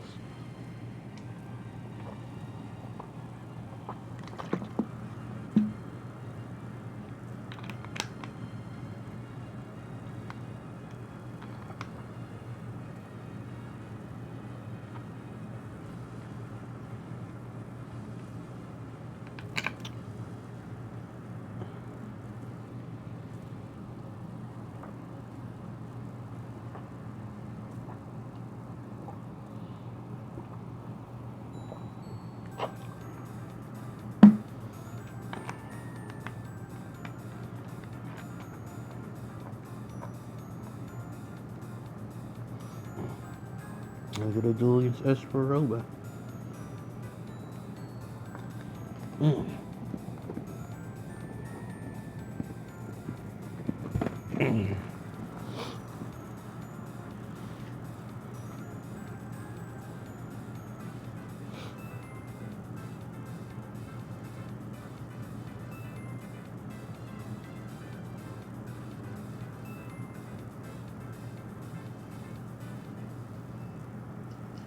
Hold on, you guys.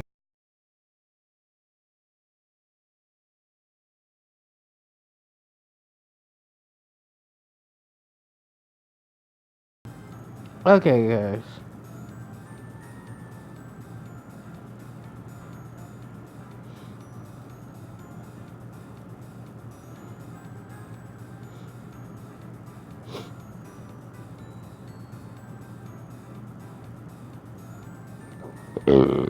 Ooh, excuse me. Oh, God.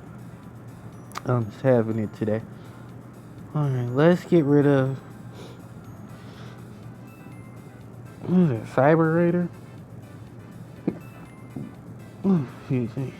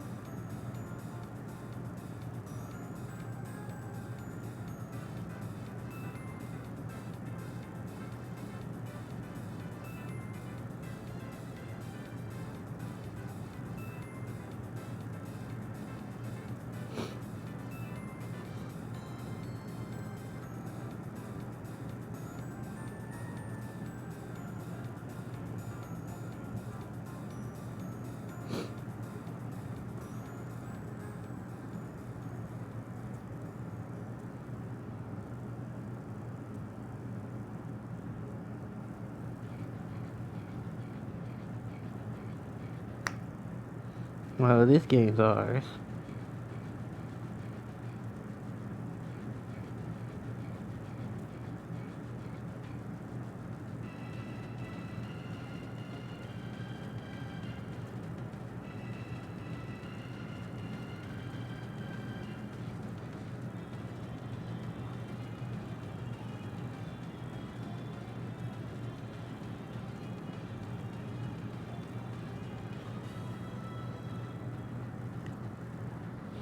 No, I don't know what little trinkets are supposed to have in the game, but that was fun.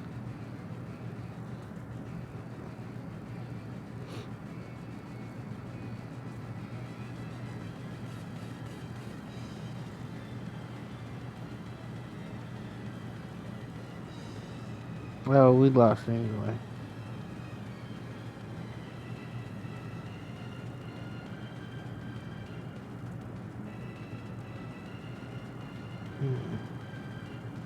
Well, I'm sorry. I lost because there's only like one of me on the team.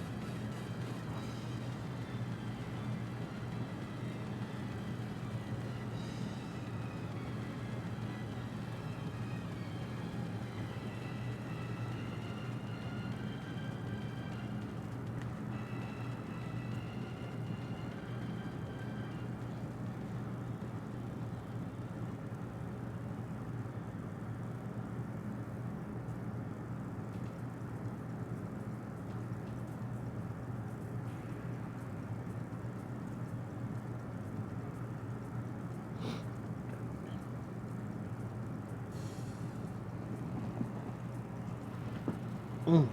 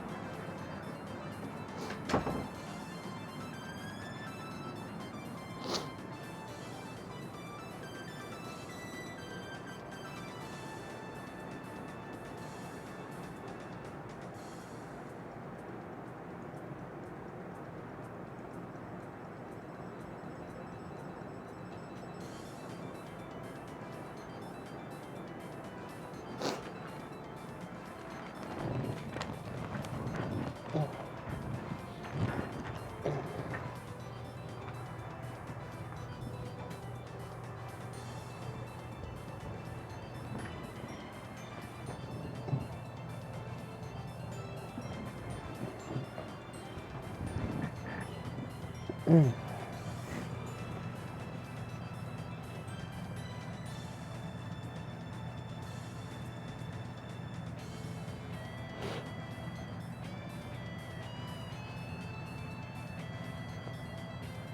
Is that my last reward? Is the master? Yeah, I know my team lost. Excuse me.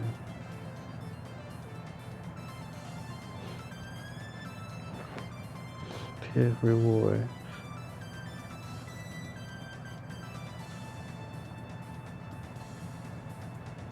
No.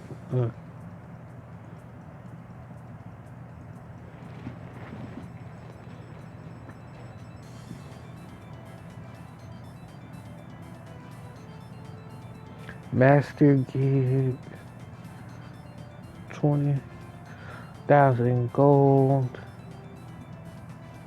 stone, and then the spell, Monster Reborn, Reborn.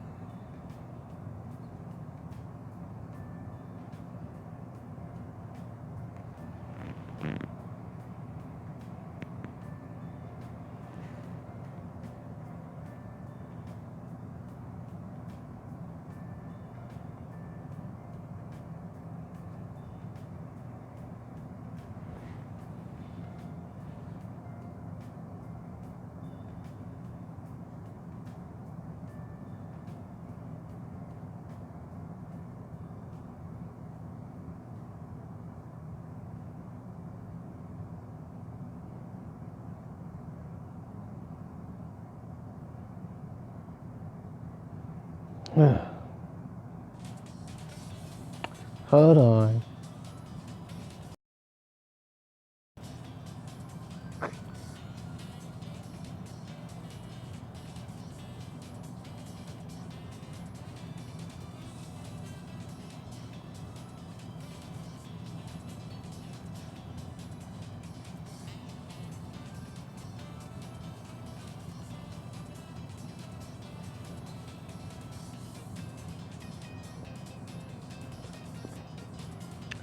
Oh, fuck it.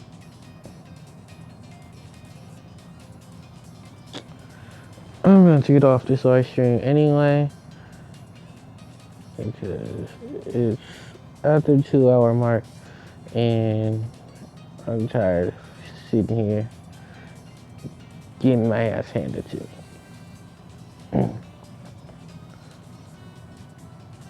So, thank you everyone for coming. Hope you enjoyed, and I will see you guys next time. HPJ signing out. Take care.